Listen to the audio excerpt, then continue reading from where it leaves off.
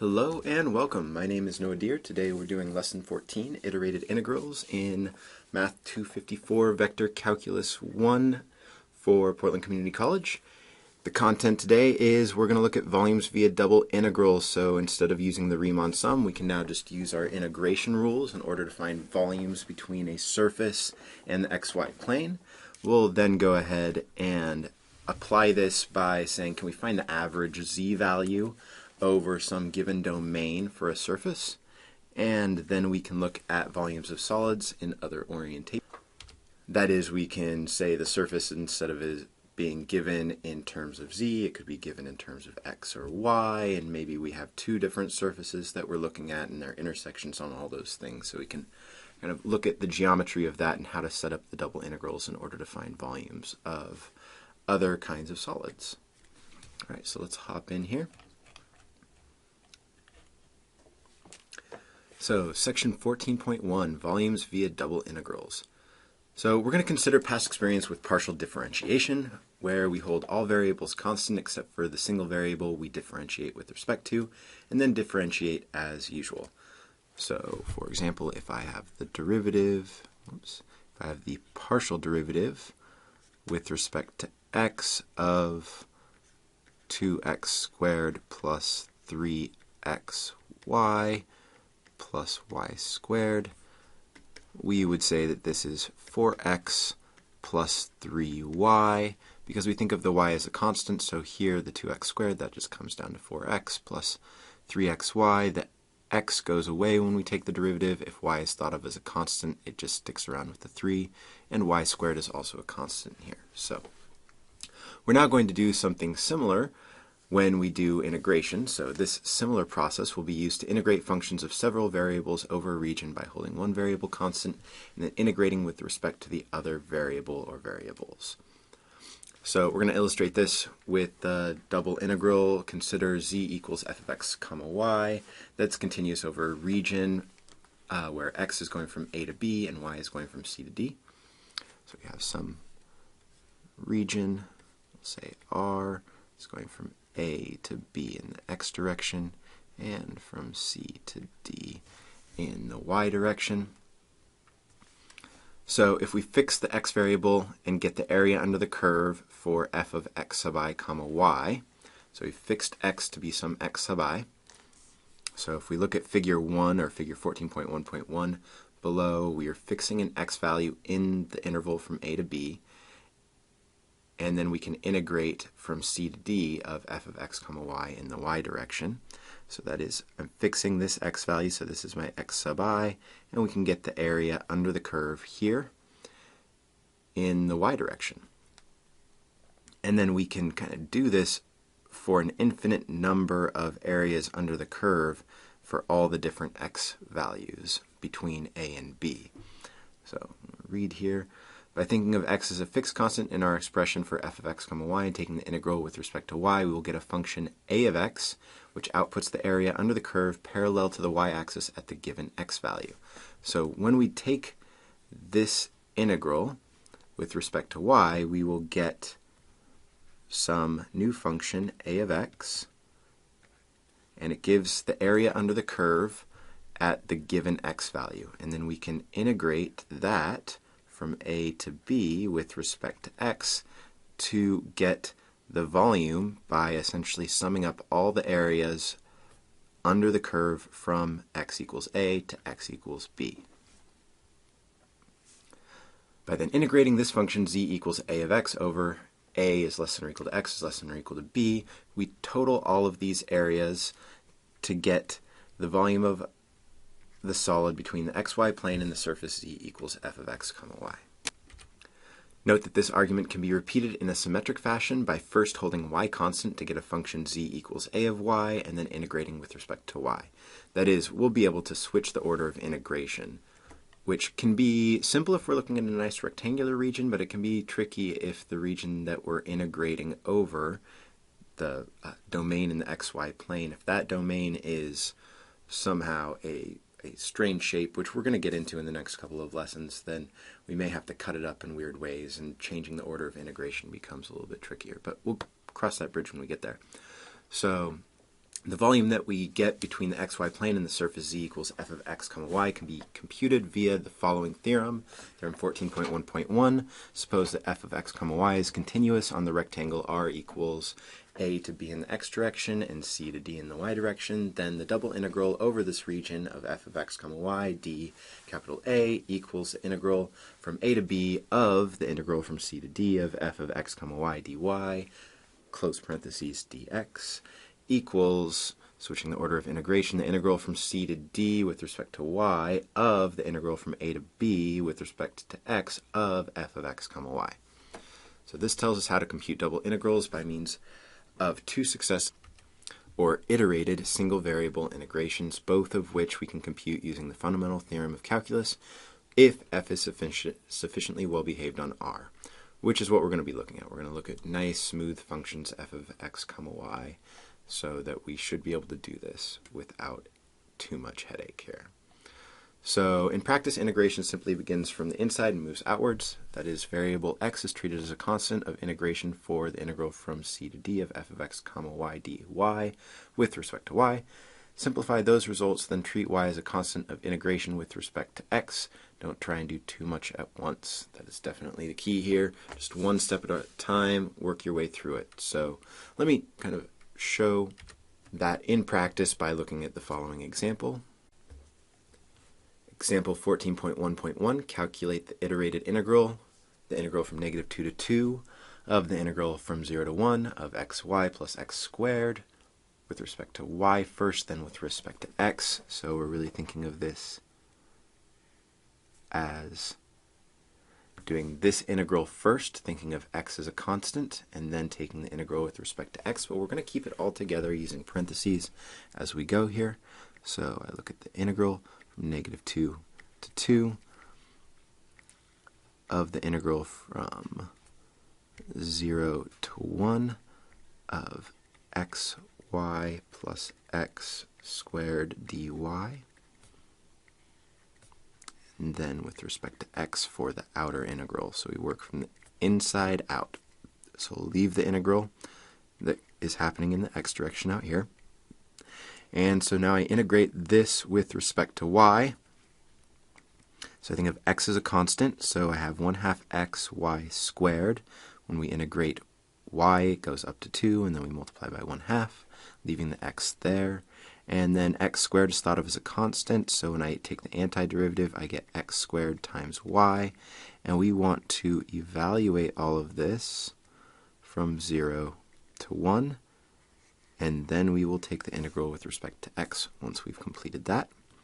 So we'll leave this integral outside here. And in here, we're going to get 1/2 y squared. Whoops, no. Sorry, x is constant. I'm plugging this in for y. So 1/2 x plus x squared minus 0. Because when I plug 0 in for y here and here, that goes away. And so I'm just going to go ahead and not put it at all. So we can just jump ahead to our next step. Now we take the integral with respect to x. Let's go up here, give ourselves a little bit more room. So I take the integral now. Actually, let's just copy it down.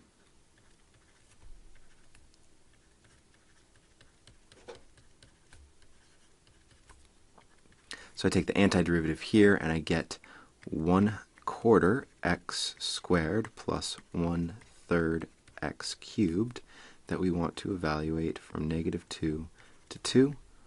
So I plug in 2 here, I get 4 over 4 is 1, plus 2 to the third is 8 over 3 is 8/3, minus, I'll do this in parentheses, -2 squared is 4 over 4 is 1, and then minus 8/3. So the 1s will cancel, but the 8/3 will get a double negative, so we'll get a total of 16/3, or if we prefer, 5 1/3. And that's it. So that's the process. We want to keep it nice and one step at a time, just work our way from the inside out. Make sure your equal signs are all nice and lined up. Make sure that you're leaving the integral in the x direction all set up. Well, when you do yours, you're going to do the derivative in the x direction first, holding y as a constant. and then you'll do the derivative with respect to y.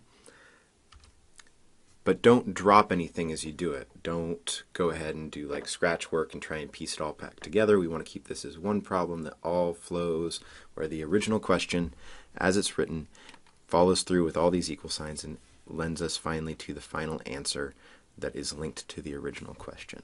All right, so go ahead and look at exercise 14.1.1. This is for you to try.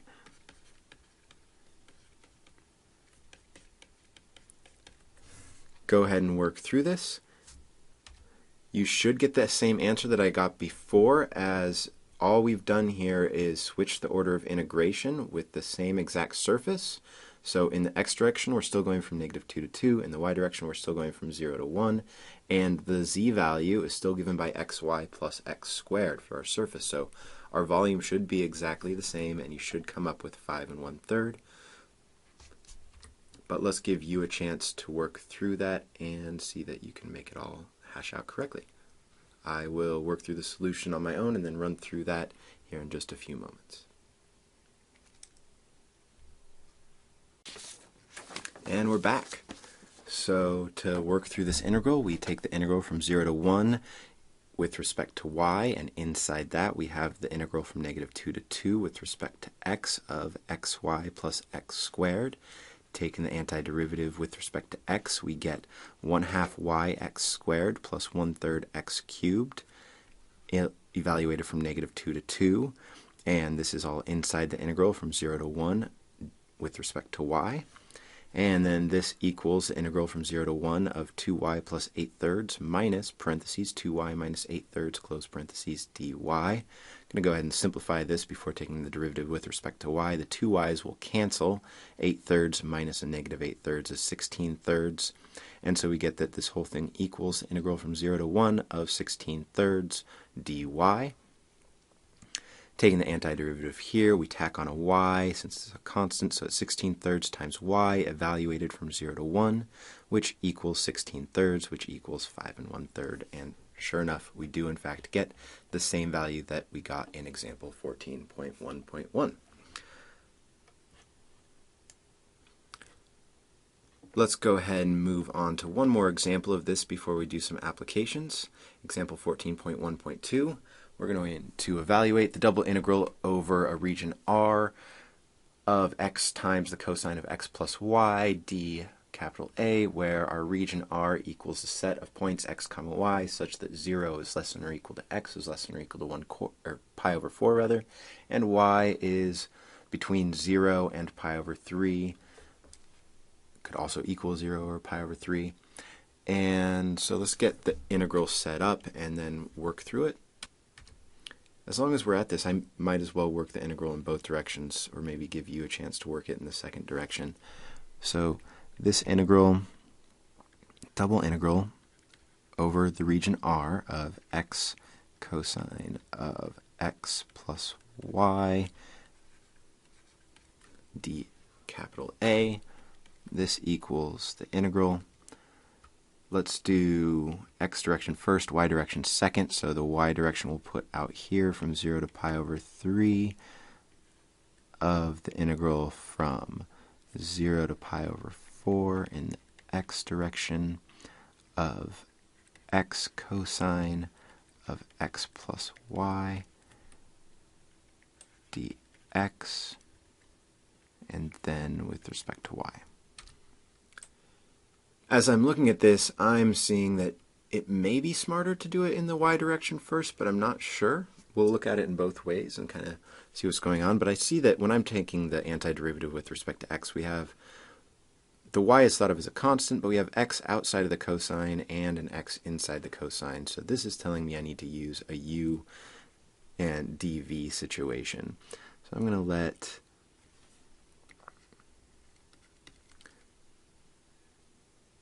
u equal x and dv equal the cosine of x plus y dx. And I'm choosing this way because I want the x to go away, so that when I take du, I just get dx. And I know the antiderivative of the cosine is the sine of x plus y. So not difficult to take the antiderivative of cosine of x plus y. And it's nice to take the derivative of x because when I put this back together,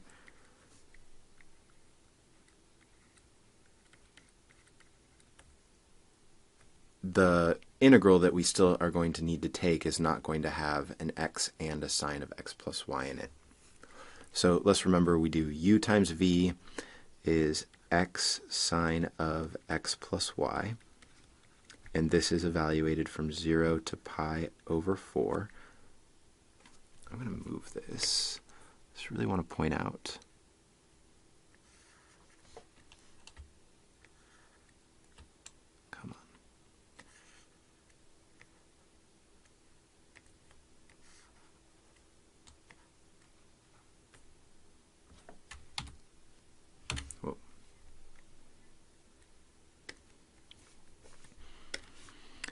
the integral from 0 to pi over 3 in the y direction, that's just hanging out while we work through all of this inside stuff. So the inside integral, even when I'm using the UDV, the integration by parts method, I still need to complete all of that before doing my integral with respect to y. So my integral from 0 to pi over 3 and my dy is just going to hang out on the left and right sides of all of the work that I'm doing until I'm completely done simplifying the inside, and then we will go ahead and worry about that second integration. So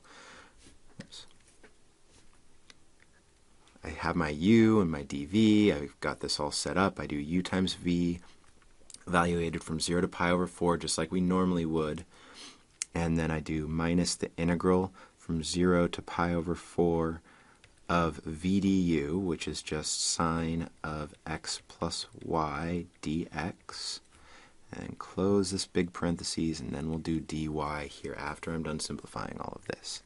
So I have the integral from 0 to pi over 3. When I evaluate this, again we're doing this with respect to x, so this is pi over 4 times the sine of pi over 4 plus y minus, when I plug in 0, we get 0. So that'll go away, and then I'll have minus. When I take the antiderivative of the sine function, I get the negative cosine function of x plus y. And we will evaluate that from 0 to pi over 4. And then once we're done simplifying this inside, we will take the integral with respect to y.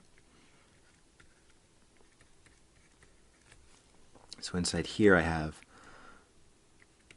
pi over 4 sine of pi over 4 plus y. The minus 0 will go away. This will become a plus, and we'll have a cosine of pi over 4 plus y minus a cosine of y. And then when we close out the parentheses, it's not going to change anything because of that plus. So I'm just going to get rid of this parentheses that I had here. And then we will take the integral finally with respect to y now.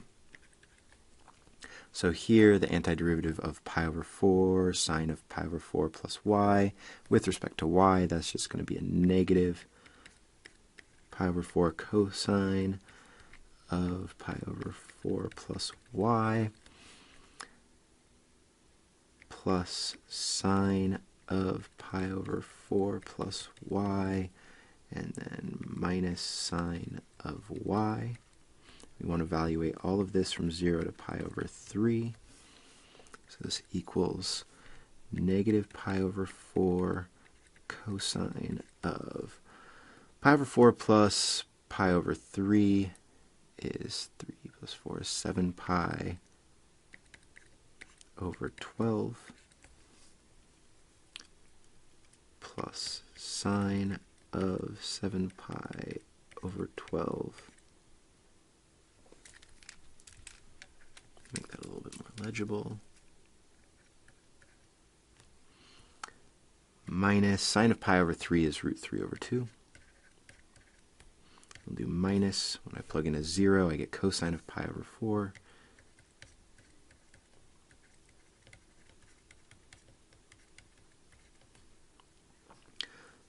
plus sine of pi over 4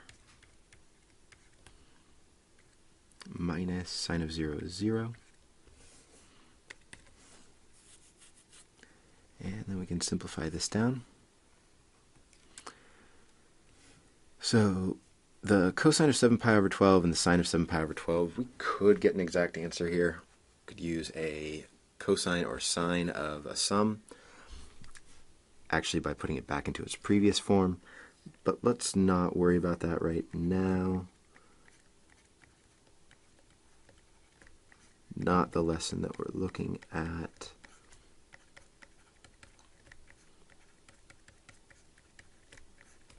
So this really isn't simplifying at all right now.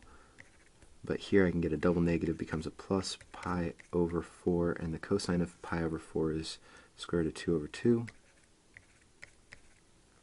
Let's actually make this just pi root 2 over 8.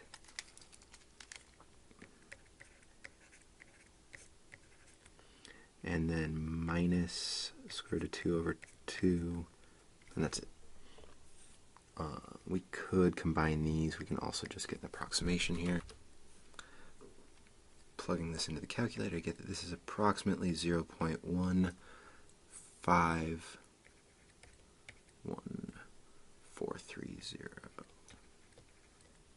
Alright, if you want, I know this is a little packed in here, but go ahead and try and switch the order of integration. I'm going to work through this. So if you want to pause the video, I'm just going to run through it on my own and then walk you through the solution when I'm done here. So we'll switch the order of integration. And then our first integral should be easy. The second one might still take a by parts. But go ahead and work this out, pause the video, and then come back and I will have the solution ready for you in a few moments. Okay, so it does turn out that the first way I did it was a little bit easier. We end up with 2 by parts that we have to do if we switch the order now. We do get the same answer. So if I have the integral from 0 to pi over 4 of the integral from 0 to pi over 3 of x times cosine of x plus y dy dx, then the antiderivative with respect to y, well, x is held constant, so cosine of x plus y, its antiderivative is sine of x plus y. So we get equals the integral from 0 to pi over 4 of x times sine of x plus y evaluated from 0 to pi over 3 dx. Go ahead and do this evaluation. We get that this equals the integral from 0 to pi over 4 of x sine of x plus pi over 3 minus x times sine of x dx. So we have 2 by parts now. We have the x times sine of x plus pi over 3 and the x times sine of x. I do this kind of at once. I say u equals x and dv equals sine of x plus c, where c can be 0 or pi over 3. Then du equals dx and v equals negative cosine of x plus c. So when we apply the by parts, we get that the integral equals negative x times cosine of x plus pi over 3, all evaluated from 0 to pi over 4, plus the integral from 0 to pi over 4 of cosine of x plus pi over 3 dx, minus, big parentheses, then open little parentheses, negative x cosine of x, close little parentheses, evaluated from 0 to pi over 4, plus the integral from 0 to pi over 4 of cosine of x dx, close those big parentheses. This then equals, pulled out a negative here, negative parentheses pi over 4 cosine of 7 pi over 12 minus 0, close those big parentheses, plus sine of x plus pi over 3, evaluated from 0 to pi over 4, minus, big parentheses open, minus, little parentheses pi over 4 cosine of pi over 4 minus 0, close little parentheses, plus sine of x evaluated from 0 to pi over 4, close those big parentheses. This equals negative pi over 4 times the cosine of 7 pi over 12 plus sine of 7 pi over 12 minus sine of pi over 3 minus, open parentheses, negative pi over 4 times root 2 over 2 plus the square root of 2 over 2, close those parentheses. This equals negative pi over 4 times cosine of 7 pi over 12 plus sine of 7 pi over 12 minus root 3 over 2 plus pi times root 2 over 8 minus the square root of 2 over 2, which is the same thing that we got before. And so we see that, again, switching the order of integration is not going to change anything in these problems. All right.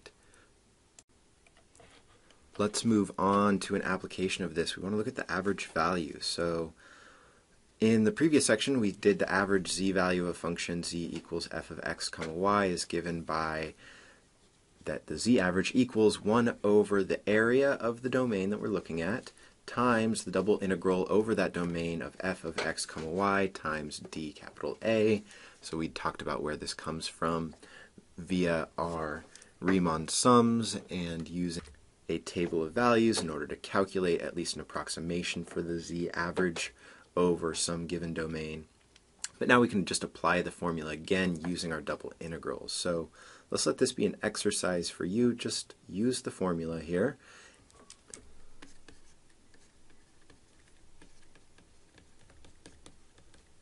I will work out the solution and post it and run through it with you in a few moments, but essentially take the double integral over the domain given here and then go ahead and multiply by 1 over the area of the domain. So let me read out the exercise real quick. Exercise 14.2.1, find the average value of f of x comma y equals e to the x times the square root of x plus e to the y over the domain D equals 0 to 4 in the x direction and 0 to 2 in the y direction. And again, that average value computation is 1 over the area times the double integral of f of x comma y dA over the given domain. We'll work it out, and I will talk to you guys in just a few moments.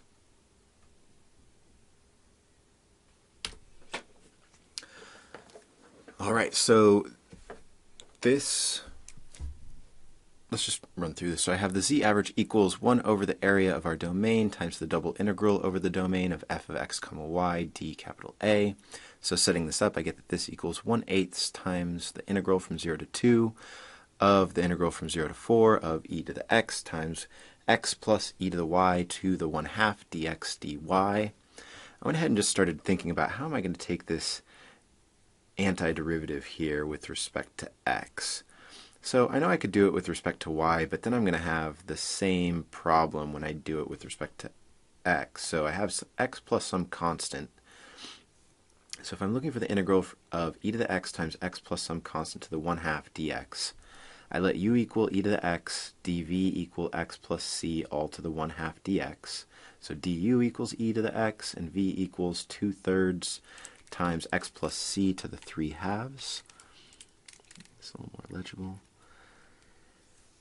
And so we get that our integral equals 2/3 e to the x times x plus c to the 3/2 minus 2/3 times the integral of e to the x times x plus c to the 3/2 dx.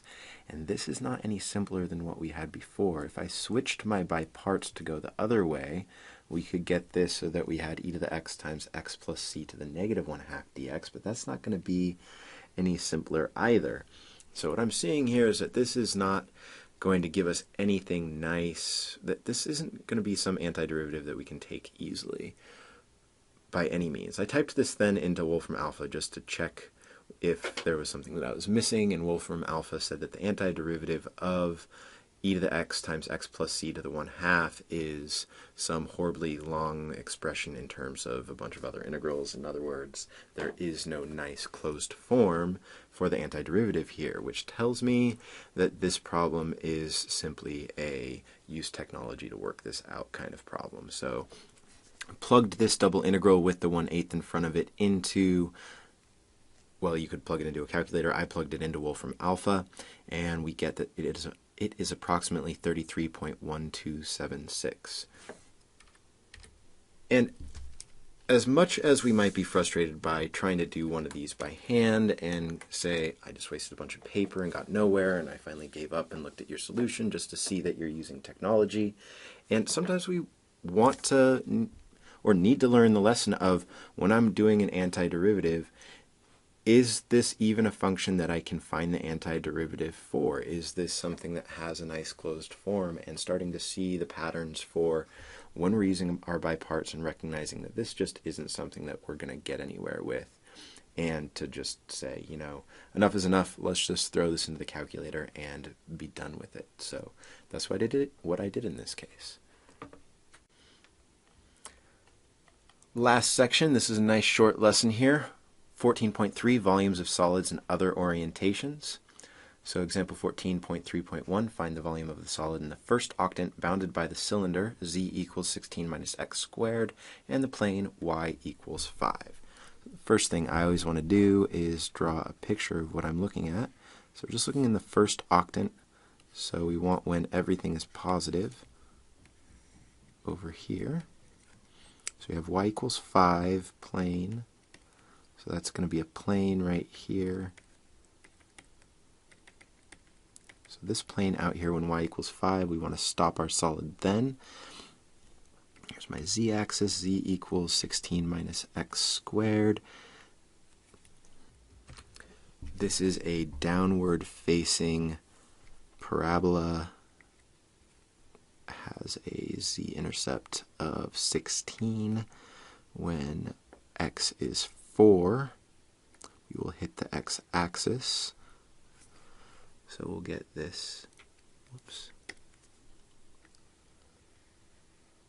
parabolic shape here, and this is going to go out to 16 here,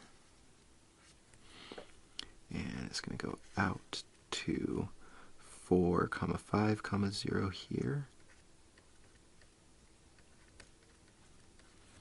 in the xy plane, and then that parabolic shape is going to be out here when y equals 5 as well. And so we're looking at the volume of this shape here. This is nice. This is oriented in our standard where we can just look at z equals 16 minus x squared as the f of x comma y. There's no reason to change our orientation at all. So we're looking for the volume over the region from x is from 0 to 4 and y is from 0 to 5 of 16 minus x squared, and this is dA. So we can set up our double integral now. Let's do it with respect to x first, so 0 to 5 in the y direction will happen after our integral from 0 to 4 in the x direction of 16 minus x squared dx dy.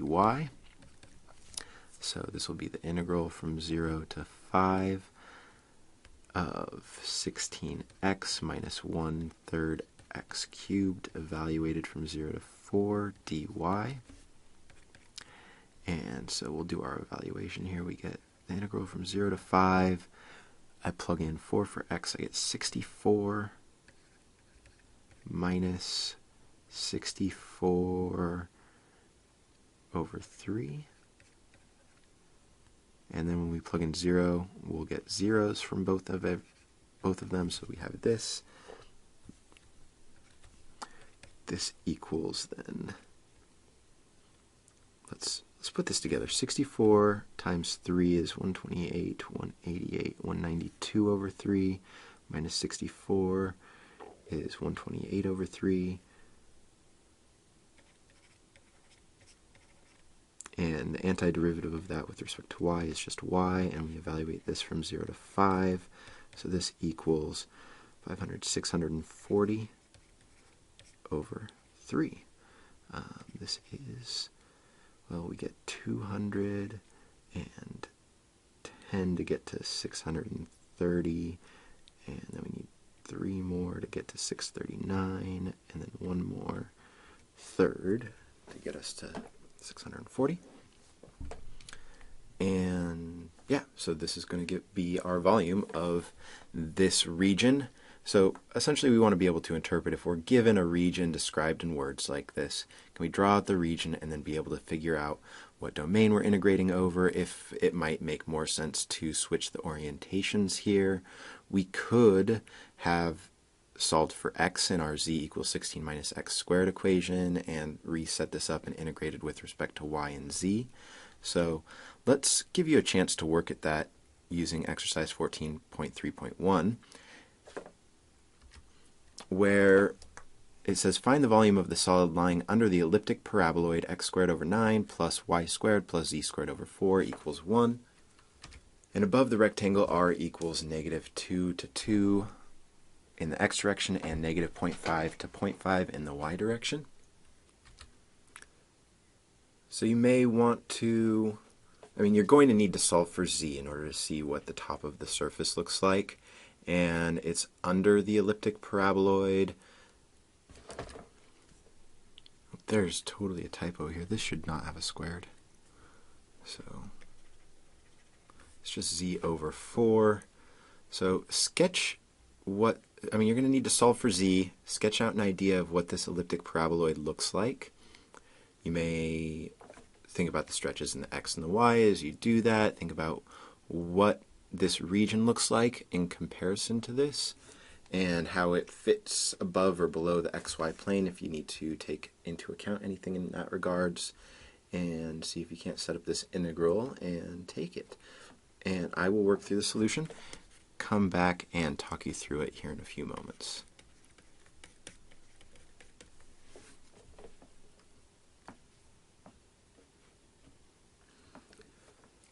Alright, so I went ahead and drew a picture here where I said, when I solve for z, we get z over 4 equals 1 minus x squared over 9 minus y squared multiplied by the 4. I put this into the form z equals 4 minus x squared over 9/4 minus y squared over 1/4. And this is just to kind of see my stretches in the x and y, which I didn't actually use, but I like leaving things in our elliptic paraboloid form to start, and then I can always switch them later, which I did when I took the integral. I also, starting in the original form, x squared over 9 plus y squared plus z over 4 equals 1, if I set z equal to 0, I get x squared over 9 plus y squared equals 1, which gives an ellipse with the x radius of 3 and the y radius of 1. So this shows me the ellipse in the xy plane that we have. So that I can draw that, I know from the form z equals 4 minus x squared over 9/4 minus y squared over 1/4 that if x and y are both 0, we get z equals 4. So I have the z-intercept of 0, 0, 4. And that allows me to get a quick sketch of this elliptic paraboloid. And then we have our boundaries, the region from -2 to 2 in the x direction, from -0.5 to 0.5 in the y direction. I want to make sure that when I do that, I don't have points that are above the elliptic paraboloid, because that would cause extra problems.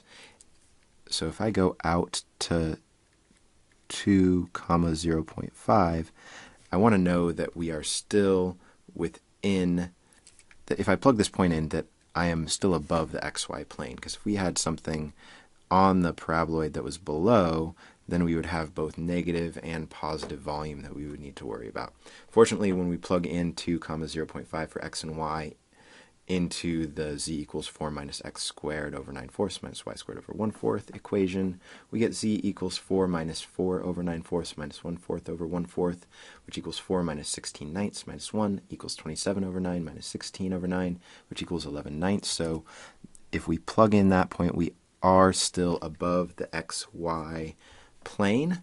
So if I am looking at this rectangle for my region, then the volume above it and below the elliptic paraboloid is just the straight volume underneath that elliptic paraboloid. It's just the double integral the way that we want to do it. There's nothing weird happening. So if you just set up the double integral after solving for z, you should get the right answer. I'm just double checking and making sure that nothing strange is happening. Let me go ahead and actually pull that up in GeoGebra real quick and show you a little bit more carefully what I'm saying. So I guess I'm going to use here, if I look in GeoGebra, the red surface is the elliptic paraboloid. And then I'm using not the area that we're looking at to kind of show what I'm trying to say is, if we were trying to do the region from -3 to 0 in the x direction and from 0 to 1 in the y direction, then we see that the volume under the elliptic paraboloid is going to have both a positive volume before the elliptic paraboloid crosses through the xy plane, and then there's that space over where it actually goes under, and the point -3 in the x, negative 1 in, or positive 1 in the y, negative 3x, positive 1y, 0z. If I'm looking below that point, we see that the elliptic paraboloid is underneath it, so that the volume between the surface, when we're looking in this outer section where the paraboloid has gone through the xy plane, is going to give us a negative volume if we'd set up that integral in that way. So we would have had to consider that and dealt with that issue, which we're not doing here. We don't want to get into that much slicing and cutting up geometrically, even though that is a problem that could be approached. So with that in mind, let's actually look at what happens if I move these points so that point B we want, or point A, I'm going to just do this pause. Okay, so I switch my points around so that we see that the region that we're looking at is completely within the elliptic paraboloid that is above the xy plane. So when I'm looking for the volume within this region, above this region, and below the elliptic paraboloid, I can just set up that integral and it should give us a positive volume and we're all good to go. Okay, let's go back to our computation then. So my volume equals the double integral from negative 1/2 to 1/2 in the y direction, from negative 2 to 2 in the x direction, of 4 minus 4x squared over 9 minus 4y squared dx dy. See that I went ahead and flipped my fractions back over here. So the antiderivative with respect to x is going to give us 4x minus 4x cubed over 27 minus 4y squared times x, and we need to evaluate that from negative 2 to 2, and then take the integral from negative 1/2 to 1/2 in the y direction. So I evaluate from negative 2 to 2, and I get that this equals the integral from negative 1/2 to 1/2 of 8 minus 32 over 27 minus 8 times y squared minus parentheses negative 8 plus 32 over 27 plus 8y squared close parentheses dy equals integral from negative 1/2 to 1/2 of 16 minus 64 over 27 minus 16y squared dy. We could combine these constants here, but I left them apart for now. I figured I can add my fractions at the end.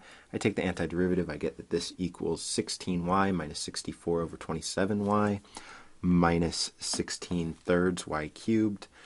Evaluated from negative 1/2 to 1/2, we get equals 8 minus 32 over 27 minus 2 thirds minus parentheses negative 8 plus 32 over 27 plus 2 thirds equals 16 minus 64 over 27 minus 36 over 27 equals negative 100 over 27 equals 332 over 27 equals 12 and 8/27. And that's it. That is our lesson today. Thank you so much for watching, and I will talk to you in the next video. Have a great day.